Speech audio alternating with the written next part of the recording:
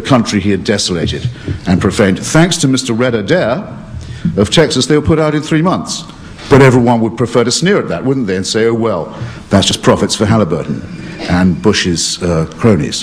What must not be, and will not be by me at any rate, pardoned in this debate is any flippancy of that kind, any paranoid conspiracy theory garbage of the other kind I mentioned earlier, or any view that we have any right to regard this struggle as if it was a matter of indifference to us and we are able and willing to take bets on the outcome as affectless neutrals. Don't let that be said of any of you here tonight. Thanks.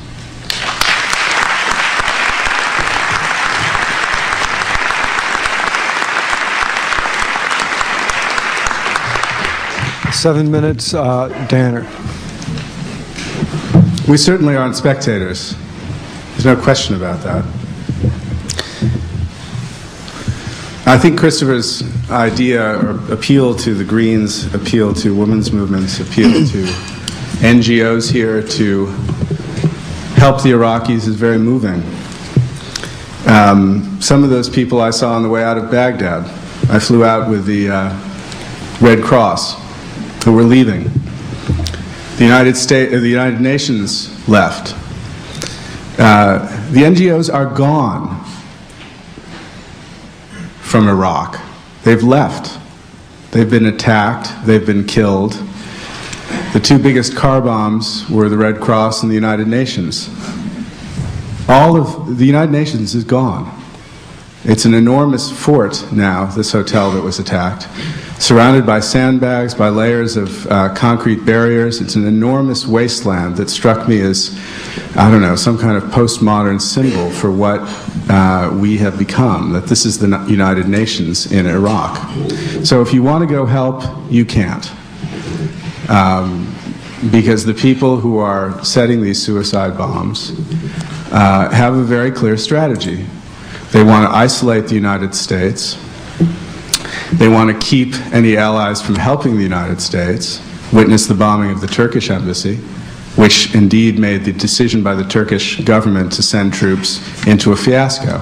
That decision has now effectively been withdrawn. It's true we're not spectators. And since we are involved very directly, I'd appeal again for a clear-eyed vision of what's going on. Christopher said a moment ago that we have absolute military superiority in Iraq. This recalls a comment made over the weekend by General Ricardo Sanchez, who's the commander there, that these attacks that we've seen in recent days are strategically and operationally insignificant. That's not the case. No, the American army is not about to be brought to its knees in Iraq. But the American army is not able to fight effectively against what's happening there, against its foe there. It is simply going out on patrols, I went on a number of them, and waiting to be attacked. There's a paucity of intelligence about who these people are, where they are, what the order of battle is, what they're doing. And you know, it's very well, I think, for Christopher to say that we're not spectators. Because it's important to realize this isn't an argument about the war in Iraq. It's an argument about what might have been done otherwise and what the costs of this war are going to be. Not just financial costs, which are going to be enormous, not just cost in blood, which is going to be very high before we get out of there, but cost in, and this is where I agree with him, that Al-Qaeda and the war in Iraq can't be separated, cost in our own, what economists call opportunity costs, in what could have been done if this unnecessary war wasn't fought. The intelligence assets, the military assets, the moving of essentially a half of the United States military into an occupation that's getting more and more messy. And finally, the creation in Iraq of what is coming to look like a failed state, a place where terrorists can enter the border at their will, where they can carry out spectacular operations that are essentially recruiting tools. These things are intended to build a movement. And by giving them a ground on which to do it, and a clear front on which to face American troops and kill them at will, the Bush administration has helped in that recruiting tool. I certainly don't want to stand here and say to you that the war in Iraq is lost. What I do want to do is point out that though the Bush administration has replied to each of these series of attacks by stating, usually in the words of the president, that we are firm in Iraq, we are determined not to leave, that in fact they have responded to each attack on the policy side by accelerating the movement to handing over security duties to Iraqis who are barely trained.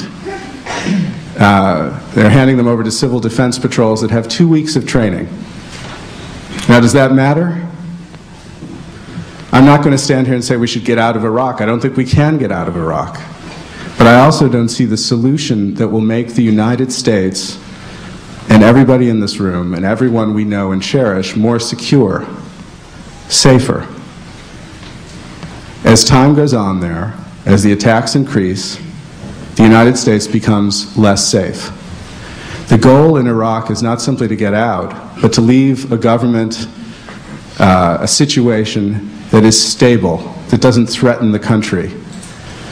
As time goes on, it becomes more apparent that the situation before the war in Iraq was much less threatening to the United States than advocates of the war claimed, and that the situation in Iraq now is much more threatening to Americans than advocates of the war are willing to admit. And that is the simple situation we see in front of us. Yes, we have absolute military superiority. Let's see, does that phrase evoke any historical memories? I have a brother-in-law who was a Marine in Vietnam. No, Iraq is not yet Vietnam. Who was very impressed by a very conservative man, who was very impressed by that war. He always says to me, political correctness aside, that you have to remember that the guy with the feather can beat you. That is, the guerrillas on the ground can win.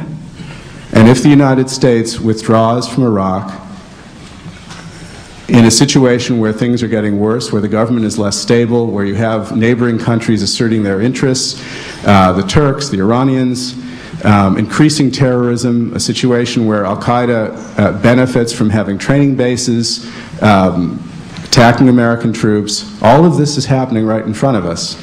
If that happens, and it is happening, then this war will have made us much less safe. And you have to put that on one side of the scale and put the evidence that we were threatened before on the other. And I would argue to you that that evidence, that we were threatened before, is becoming slimmer by the moment. Don.